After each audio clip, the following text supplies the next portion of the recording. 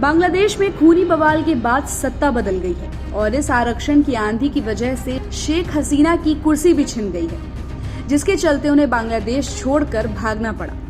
अभी शेख हसीना भारत की शरण में हैं, मगर भारत में भी उनके पीछे लगी मुसीबतें उनका साथ नहीं छोड़ रही है। बांग्लादेश में उनके खिलाफ लगातार मामले दर्ज हो रहे हैं और अब उनके प्रत्यार्पण की मांग भी जोर पकड़ने लगी है। सूत्रों की माने तो बांग्लादेश की नई अंतरिम सरकार शेख हसीना के प्रत्यार्पण पर विचार कर रही है और इसी बीच खालिदा जिया के सिपहसालार ने भारत के खिलाफ जहर उगला है। उनका कहना है कि भारत ने शेख हसीना को शरण देकर ठीक नहीं किया। अब सवाल है कि क्या बांग्लादेश में भारत के खिलाफ साजिश पार्ट 2 की कोई तैयारी तो नहीं हो रही है। दरअसल बांग्लादेश की मुख्य विपक्षी पार्टी बीएनपी यानी कि बांग्लादेश नेशनलिस्ट पार्टी ने भारत से शेख हसीना के प्रत्यर्पण की मांग की है ताकि उन पर बांग्लादेश में मुकदमा चलाया जा सके। शेख हसीना के खिलाफ बांग्लादेश में हत्या समेत कई मामले दर्ज हैं और मंगलवार यानी कि 20 अगस्त तक उनके खिलाफ दर्ज केसों की संख्या करीब 25 पहुंच चुकी है। बांग्लादेश में 5 अगस्त को छात्रों का विरोध प्रदर्शन हुआ था, जिसमें करीब 100 लोगों की मौत हो गई थी और उस बवाल के बाद शेख हसीना को अपनी कुर्सी छोड़नी पड़ी और 6 अगस्त को वो बांग्लादेश छोड़कर भारत आई थी। बीएनपी के महासचिव मिर्जा फखरुल इस्लाम आलमगीर ने कहा कि हमारी भारत से अपील है कि वो शेख हसीना को कानूनी तरीके से बांग्लादेश सरकार को सौंप दे। बांग्लादेश की जनता ने उनके मुकदमे का फैसला सुना दिया है और उन्हें उस मुकदमे का सामना करने दे। आलमगीर ने आगे कहा कि शेख हसीना को अपने देश में शरण देकर भारत ने ठीक नहीं किया है और ये लोकतांत्रिक सिद्धांतों को बरकरार रखने की प्रतिबद्धता के अनुरूप नहीं है। उन्होंने आरोप लगाया है कि शेख हसीना भारत में रहकर बांग्लादेश में हुई क्रांति को विफल करने के लिए साजिशें रच रही हैं।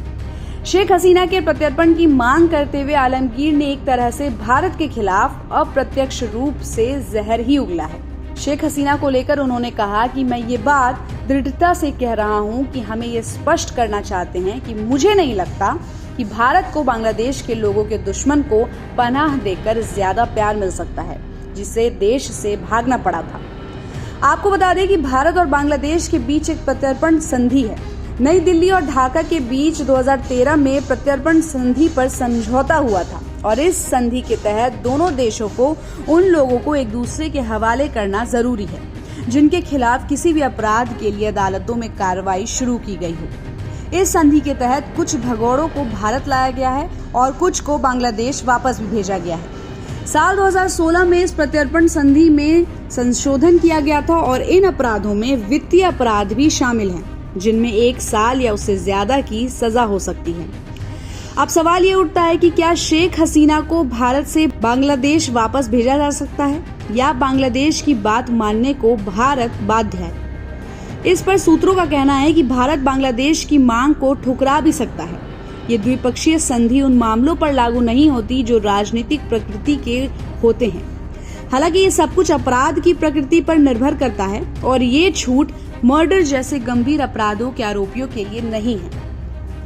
अगर बांग्लादेश शेख हसीना के प्रत्यर्पण की मांग करता है तो भारत के पास ठुकराने को सॉलिड जवाब है। भारत संधि के अनुच्छेद 8 का हवाला देकर शेख हसीना के प्रत्यर्पण के किसी भी मांग को ठुकरा सकता है और ये अनुच्छेद दोनों देशों को उन अनुरोधों को ठुकराने की अनुमति भी देता है जो ईमानदारी से और न्याय के हित में नहीं किए गए हैं। तो इस खबर पर आपकी क्या राय है, कमेंट करके जरूर बताइएगा और ऐसे ही खबरों के लिए देखते रहिए सहारा समय का डिजिटल प्लेटफॉर्म। हमारे चैनल को लाइक और सब्सक्राइब करना बिल्कुल भी मत भूलिएगा।